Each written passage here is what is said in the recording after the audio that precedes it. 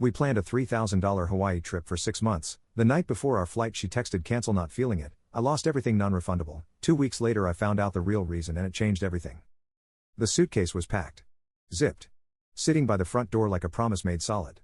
I had just set it there, turned off the bedroom light, and sat down on the edge of the bed with that quiet feeling in my chest that only comes the night before something you have been waiting for 6 months.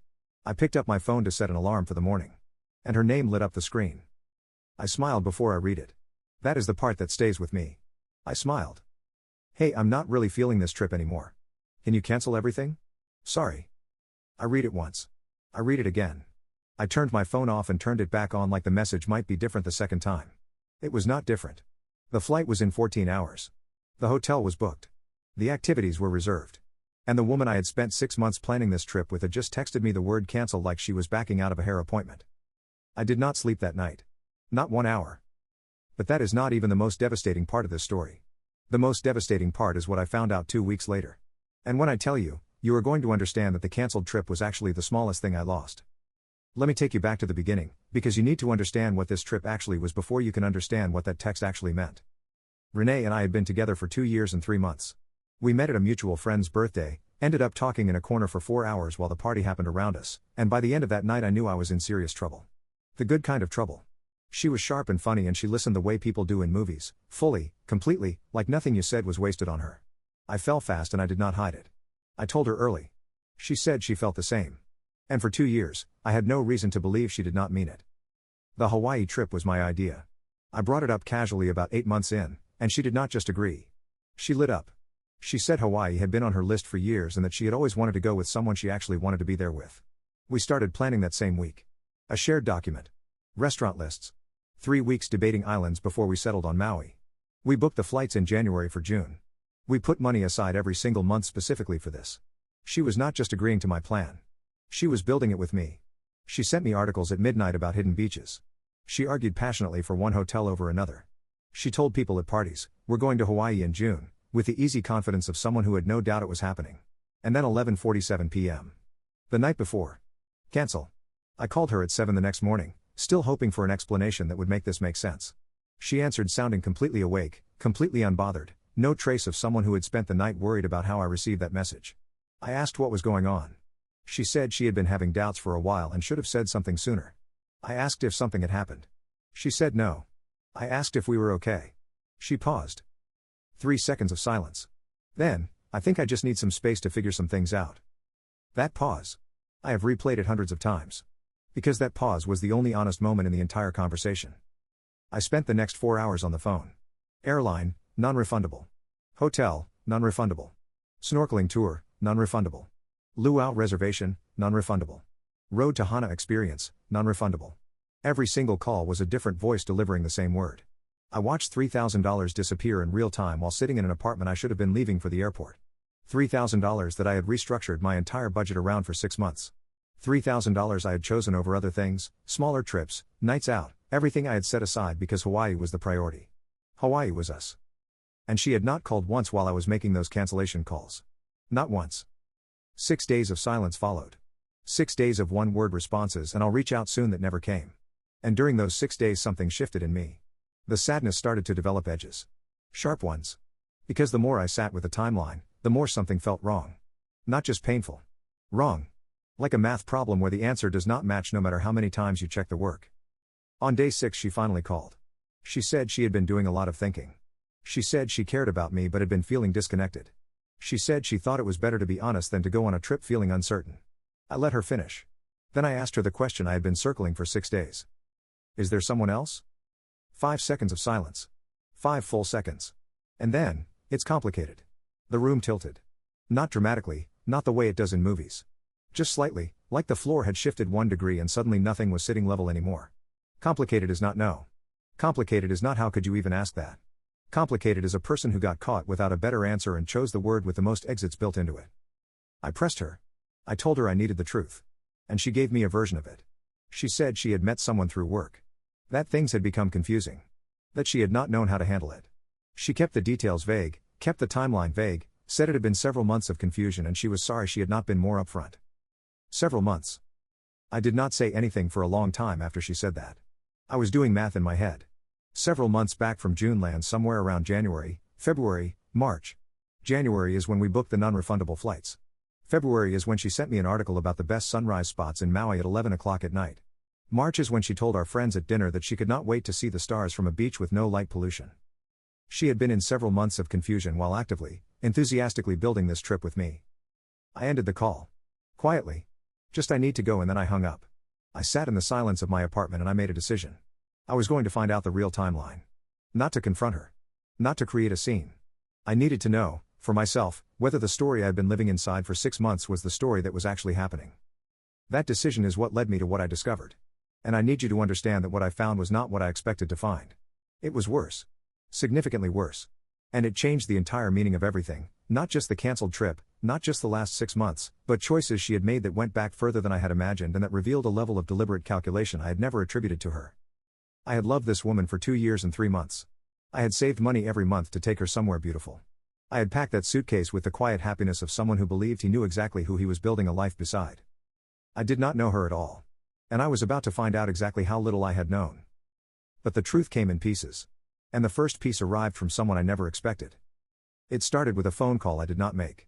My friend Darius called me. Day 8 of the silence, 2 days after my call with Renee, and he opened with, "I need to tell you something and I should have told you months ago." I went completely still.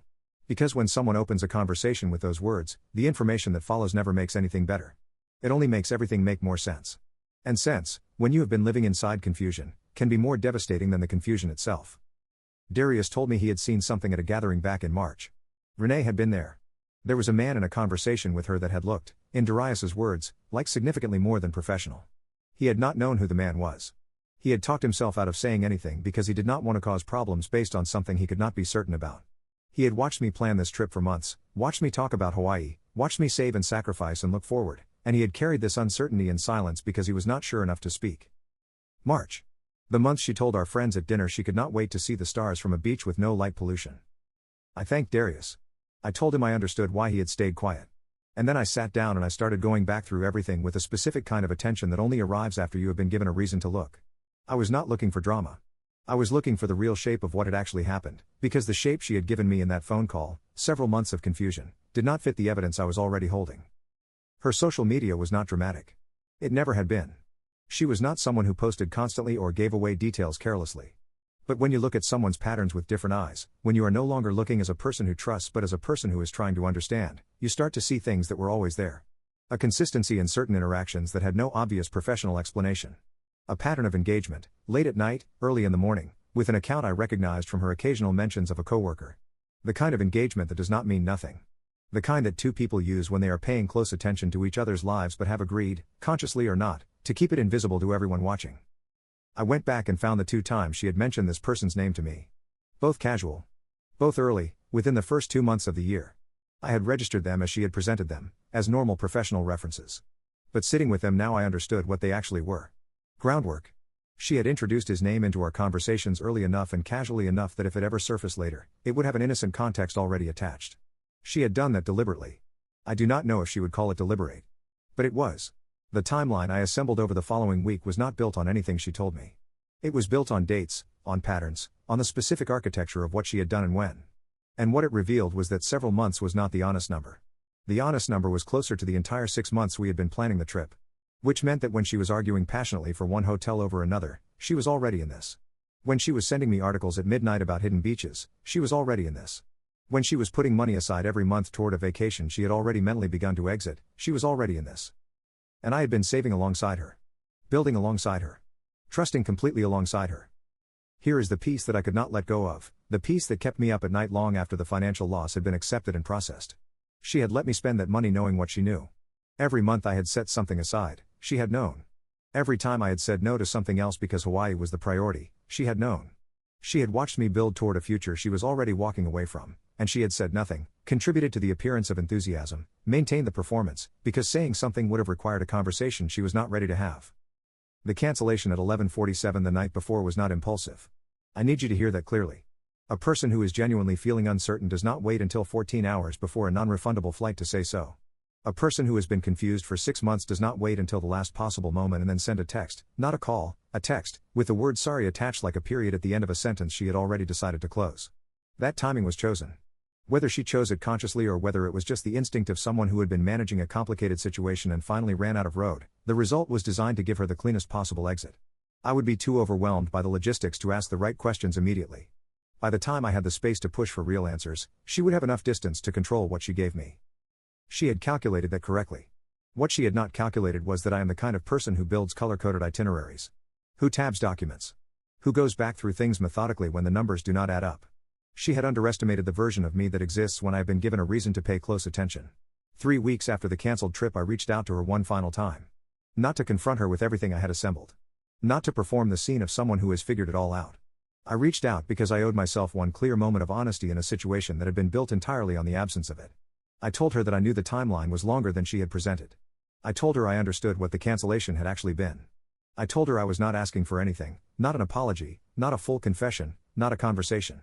I just needed her to know that I was not as uninformed as the exit she had designed seemed to assume I would be. She read the message. I watched the indicator confirm it. She did not respond. And that silence was its own confession, complete and unambiguous. A person who had genuinely been confused and genuinely sorry would have responded to that message with something. Anything. The silence was the response of someone who had been caught in a more complete picture than they had intended to reveal and had decided that continued silence was the safest remaining option. I found out, eventually, through the inevitable movement of information in overlapping social circles, that the relationship she had traded 2 years and a $3,000 trip for did not last.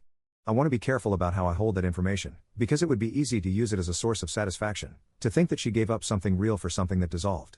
But the truth is that whatever happened to her after has no power over what happened to me. I lost the money when I made those cancellation calls on the morning of the flight. I lost the relationship in stages over the weeks that followed. I lost the version of the story I had believed I was living inside the moment I sat down and looked at the real timeline. None of those losses are recovered by her losing something too. That is not how loss works. You do not get your own back when someone else loses theirs. What I kept is harder to name but more important than anything I lost. I kept my clarity. The methodical quality that made me go back through the timeline when the numbers did not add up, that made me reach out one final time to say one honest thing, that made me refuse to let the version she had presented me stand as the complete record of what had happened. That quality did not leave me when everything else was taken. It sharpened. I took a trip by myself 4 months later. Somewhere small. Somewhere with no associations attached to it, no memories, no version of events I was trying to escape from or return to. I sat on a beach on the second evening and watched the sun go down over water and felt something I had not felt since before that text arrived. Not happiness exactly. Something quieter. The specific feeling of being entirely present in your own life without a parallel story running alongside it demanding your attention. I am going to Hawaii. Not yet. But I have already decided it. Not to prove anything to anyone. Not to reclaim something that was taken. Just because I still want to see it, and I am still the person who wanted to see it, and what happened to the trip we planned does not get to take the destination from me permanently. Here is what I know now that I did not know the night I sat on the edge of that bed with a packed suitcase and a printed itinerary and a quiet happiness in my chest. I know that someone can be fully present in the visible structure of a relationship while being entirely absent from its actual foundation. I know that enthusiasm and investment and late-night messages about hidden beaches can all be performed by a person who is building something different on the other side of your trust. I know that the most dangerous kind of loss is not the kind that arrives loudly. It is the kind that has been happening quietly for months, managed carefully, kept invisible, while you are saving money and making plans and believing completely in something that only one of you is still inside. She sent a text at 11:47 p.m. 7 words. Cancel. Not feeling it. Sorry. And inside those 7 words was the confession of 6 months of choices I was never meant to know about. I almost let 7 words be the last word on 2 years of my life. They were not. They are not. But somebody out there right now is sitting on the edge of their bed next to a packed suitcase, smiling before they read a message that is about to change everything. Put the phone down. Order the pizza. And if something feels wrong, do not wait 6 months to find out why. The timeline never lies. People do. But the timeline never does.